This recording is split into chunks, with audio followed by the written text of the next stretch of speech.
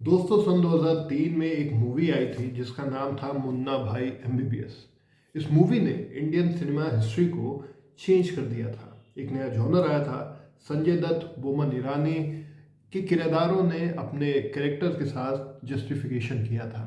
Picture की कहानी काफ़ी अच्छी थी, गाने काफ़ी अच्छे थे। हर कैरेक्टर भले ही वो साइड का हो, उसने अपनी एक अलग छाप छोड़ी थी। एक सीन था जिसके में एक गाना आता है। वो सीन था एक हॉस्पिटल का। एक लड़का जो काफ़ी कम उम्र का रहता है, प्यार में धोखा खा जाता है और अपनी जान लेने की कोशिश करता है। उसी के चक्कर में वो हॉस्पिटल में एडमिट होता है। संजय दत्त उसको कन्विंस करते हैं कि ये उसने गलत किया। और इसके बाद एक बड़ा फेमस गाना आता है। वो गाना आप सबने सुना होगा। आपको वो गाना याद है तो कमेंट बॉक्स में लिख के बताइएगा। वो जो एक्टर था उसका नाम था विशाल ठक्कर। आज पूरे 11 साल हो गए हैं विशाल ठक्कर गायब है। 31 जनवरी सन 2015 से वो गायब है। क्या थी पूरी कहानी, इस केस में क्या क्या चीज़ें हुई, क्यों अमूमन ऐसी घटनाएं मुंबई जैसे शहर में, माया नगरी में होती हैं, ये सारी चीज़ों पे आज हम बात करेंगे। सबसे पहले आप सभी का हार्दिक स्वागत है आपके favourite YouTube channel Nirmesh TV पर। चैनल पर नए हैं तो चैनल को सब्सक्राइब कर लीजिए, क्योंकि इस चैनल पर मिलती है आपको अनेकों कहानियाँ सुनने के लिए जो एक रियल लाइफ इंसिडेंट से इंस्पायर होती है। सन 2003 में आई मुन्ना भाई एमबीबीएस। उस पिक्चर ने संजय दत्त की पूरी छवि को ही बदल दिया था। जादू की छप्पी, अच्छे गाने, अच्छा अभिनय, बोमन ईरानी का नेगेटिव प्लस पॉजिटिव रोल ने सबको इंस्पायर कर रखा था। उसी मूवी में एक साइड कैरेक्टर निभाने वाले थे विशाल ठक्कर। जो कैरेक्टर का नाम था वो नाम था करण। करण एक अभिनेता थे। इसके पहले उन्होंने तारक मेहता का उल्टा चश्मा में भी काम किया है और टेंगो चार्ली में काम किया था। जो चांदनी बार एक आई थी तब्बू की, उसमें तब्बू के लड़के का किरदार निभाया था। आहट एक हॉरर शो आता था, उसमें भी उन्होंने एक एपिसोड में काम किया था। काफ़ी लंबी लिस्ट थी। पर सोचने की बात यह है कि एक ऐसा नौजवान जिसके सामने करियर पूरा पड़ा था, अपने करियर के वो पीक पे जा रहा था, अचानक से कैसे गायब हो गया। क्या क्या चीज़ें हुई थी, चलिए एक एक करके मैं आपको बताता हूँ। साल है सन 2015 का, दिन है 31 दिसंबर। उधर बीच स्टार वॉर्स की जो मूवी आई थी, तो करण ने अपने घर वालों से, करण उनका जो कैरेक्टर नेम था वो था, असली नाम उनका विशाल ठक्कर था। तो विशाल ठक्कर ने अपने घर वालों से कहा कि चलिए मम्मी और पापा हम आपके साथ मूवी चलते हैं। माता जी पिताजी थोड़े बिजी थे तो उन्होंने कहा दिया कि करण बेटा तुम अकेले जाओ, हम नहीं आ सकते।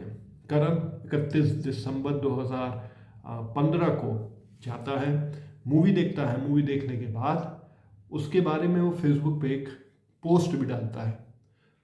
और फिर कुछ देर बाद जब लेट होने लगता है तो उसका एक मैसेज उनकी माता जी के मोबाइल पे आता है।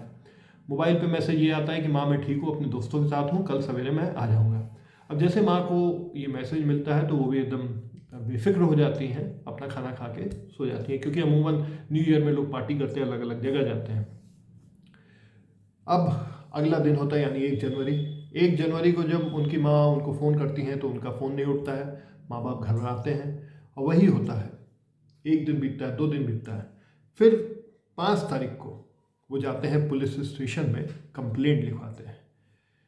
अब जब पुलिस इसकी कार्रवाई करती है तो उनको कोई भी सबूत नहीं मिलता, कोई भी साक्ष्य नहीं मिलता जिस पे वो अपनी कार्रवाई आगे कर सके। वक्त बीतता जाता है, बीतता जाता है। कई साल बीत गए, आज 11 साल हो गए, लेकिन विशाल ठक्कर का पता नहीं चला। मेन बात यह है कि उनके माँ बाप ने एक ज्योतिष को भी दिखाया जिसने ये क्लेम किया कि वो अभी तक जिंदा है।